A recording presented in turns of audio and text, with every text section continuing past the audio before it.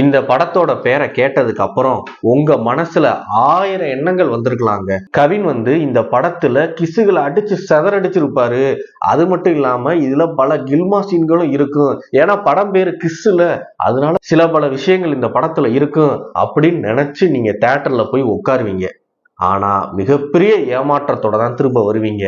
கவின் ஒரே ஒரு கிஸ் தான் அடிச்சிருப்பாரு, அதுவும் இன்டர்வல் பிளாக்ல.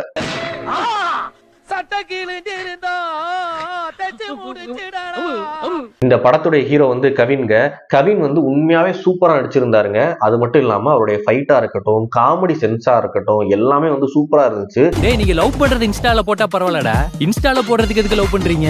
என்ன ஒண்ணு, சில நேரங்கள்ல நம்மளுடைய தளபதி விஜய் மாதிரி இவர் ஆட்டிடியூட் காமிப்பாப்ல. அதுதான் கொஞ்சம் டென்ஷனை கலப்புனுச்சு. மத்தபடி இவரோட நடிப்பு உண்மையா நல்லா இருந்துச்சுங்க.